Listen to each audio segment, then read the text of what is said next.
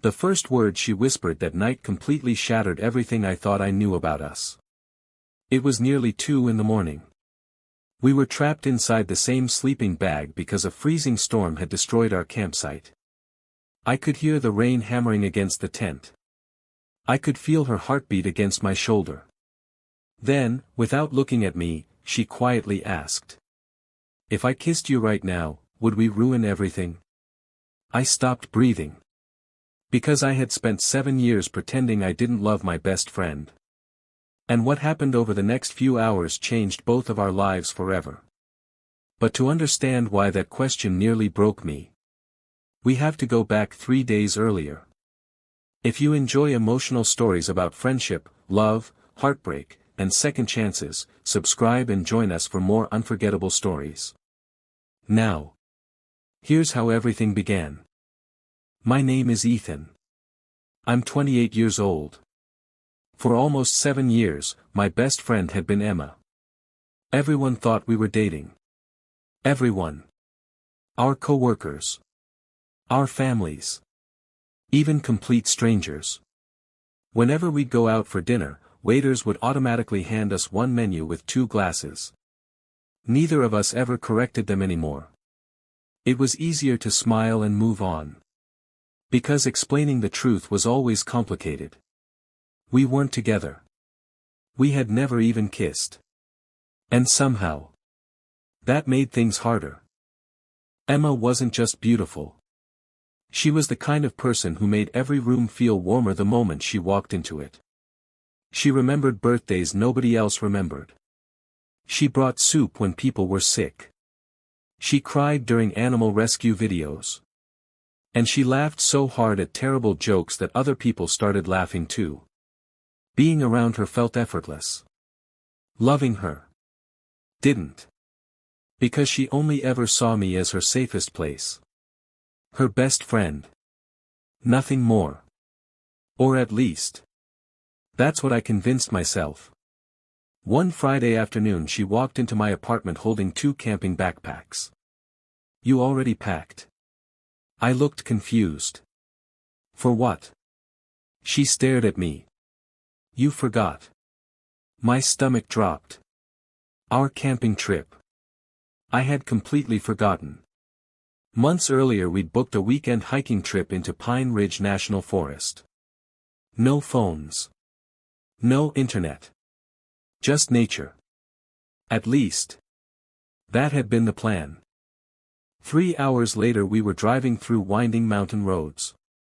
Emma controlled the music as usual.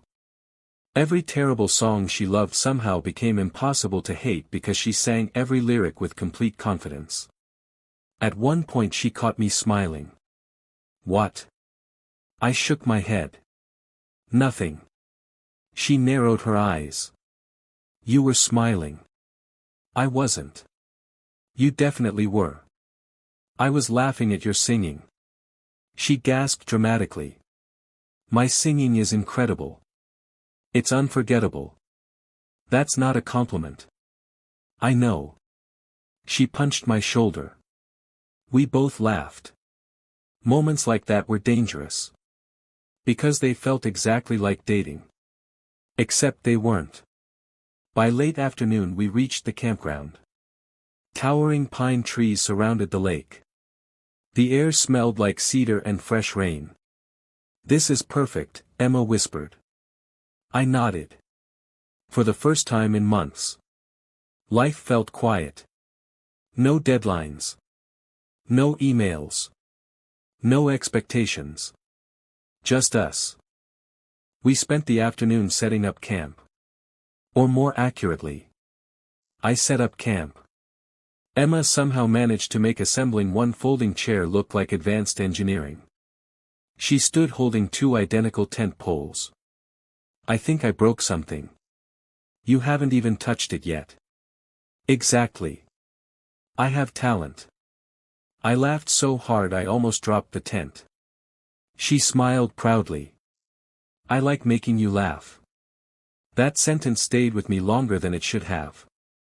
As the sun disappeared behind the mountains, we started a small campfire. Emma handed me a marshmallow. I have a question. Oh. No, seriously. If one day you meet someone, do you think we'd still be friends like this? I looked into the fire. I don't know. She nodded slowly. I've been thinking about it lately. About what? Growing up. I smiled. We already did. She shook her head. No. I mean, the part where life starts changing. Marriage. Kids. Different cities. The stuff nobody prepares you for. For some reason. That conversation made me uncomfortable.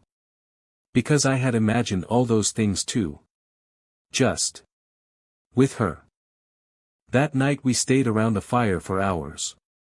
Talking about old memories. Embarrassing stories. Dreams we'd never told anyone else. Then Emma asked something completely unexpected. Ethan. Can I ask you something personal? I nodded. Have you ever been in love? My heart almost stopped. Yes. For 7 years. With you. Instead. I lied. Not really. She studied my face. You hesitated. I was thinking. No. You were hiding something. I laughed nervously. You sound like a detective. She smiled. I know you. Better than anyone. Those words should have made me happy. Instead. They hurt. Because if she truly knew me, how had she never realized how I felt? The next morning we decided to hike around the lake. Halfway through the trail, dark clouds rolled across the mountains. Emma looked up. That doesn't look good. Within minutes. Rain exploded from the sky. Not ordinary rain.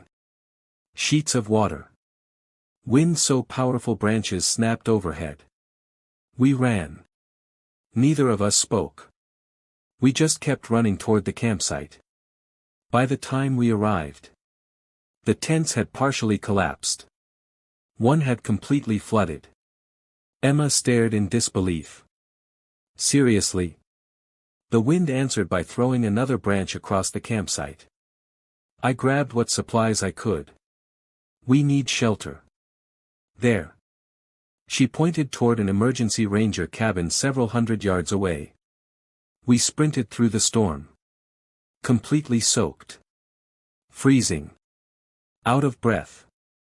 The ranger cabin wasn't luxurious. One small room.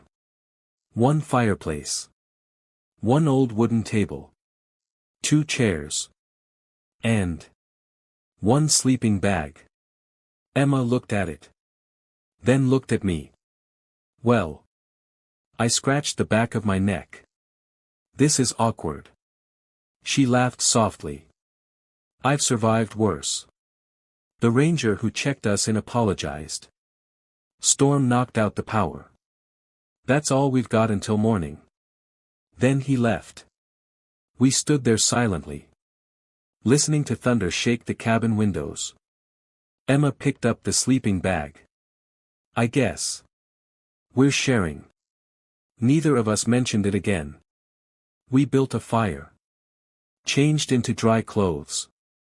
Cooked instant noodles over a camping stove. Tried pretending everything felt normal. It didn't. Not even close. Because every accidental touch suddenly felt different. When our hands brushed while reaching for the same spoon. Neither of us pulled away immediately. Later that night. The temperature dropped even further. The fire wasn't enough anymore. Emma looked toward the sleeping bag. So. I nodded. So. She laughed awkwardly. This has to be the weirdest camping trip ever. You think? I forgot my pillow. I forgot how to breathe. She smiled. What? Nothing. You definitely said something. I didn't. You absolutely did. Somehow. Even nervousness became easier around her. Finally, we climbed into the oversized sleeping bag, keeping as much distance as possible. Which wasn't much. Outside, rain continued crashing against the roof. Inside, the silence felt louder than the storm. Neither of us slept. I could tell. Her breathing kept changing. She kept shifting closer. Then farther away again.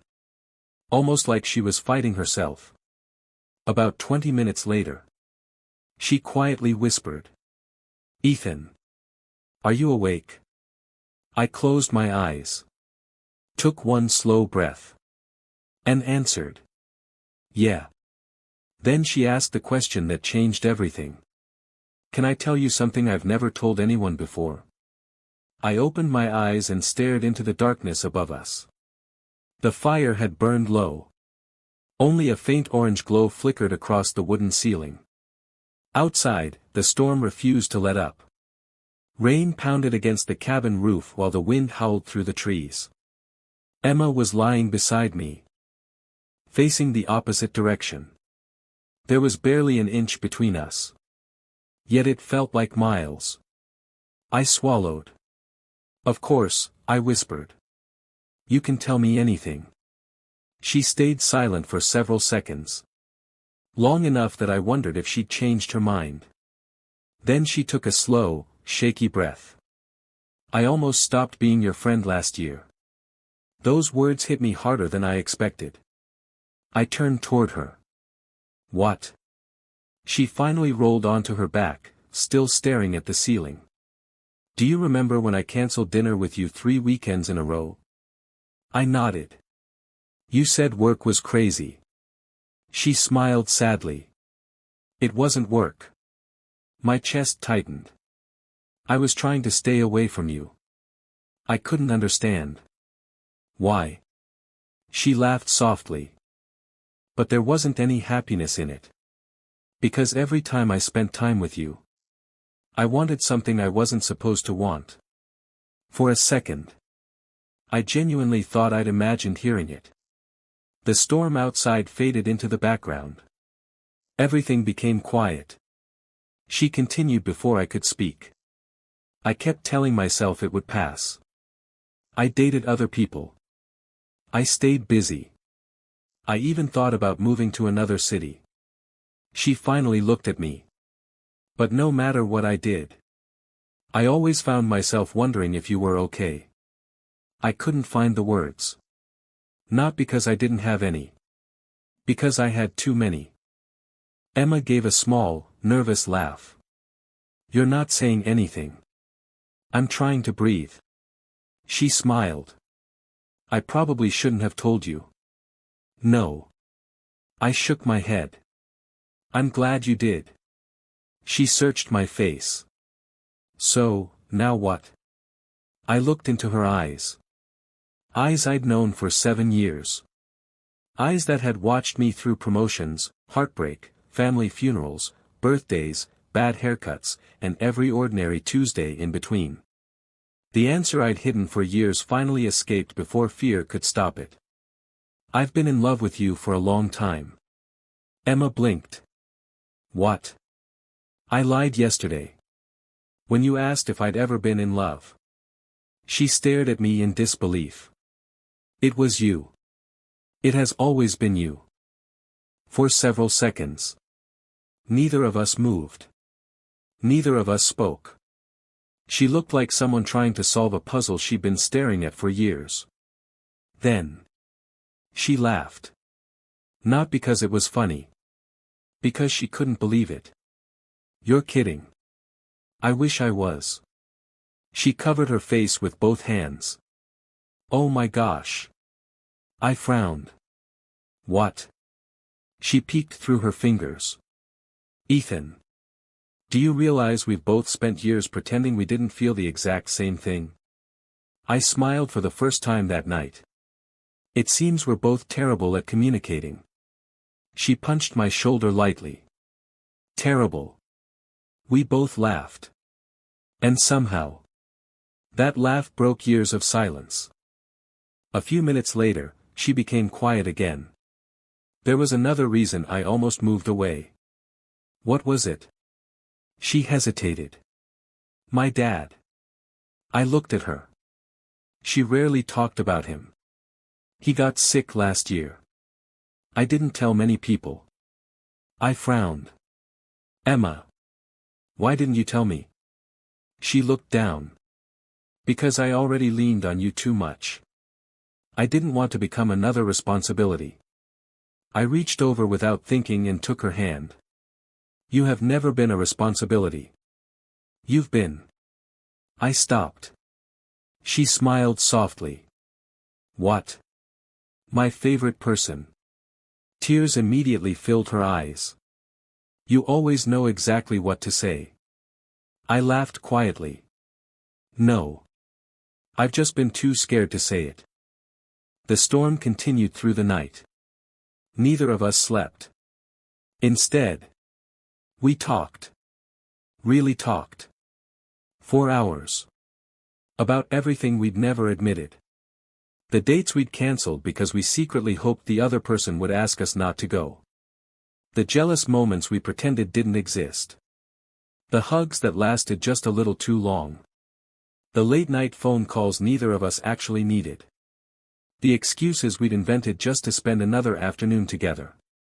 Every memory suddenly looked different. Not because it had changed. Because we finally understood it. Around 4 in the morning. The rain finally slowed. Emma yawned. I think this has been the longest conversation of my life. Worth it? She smiled. Worth every second. Then she looked away. Ethan. What happens tomorrow? I understood exactly what she meant. What if this only feels real because we're trapped in a storm? What if everything changes when we go home? I thought about that for a long moment. Then I answered honestly. I don't know. But I'd rather find out with you than spend another 7 years wondering. She smiled through tears. So would I.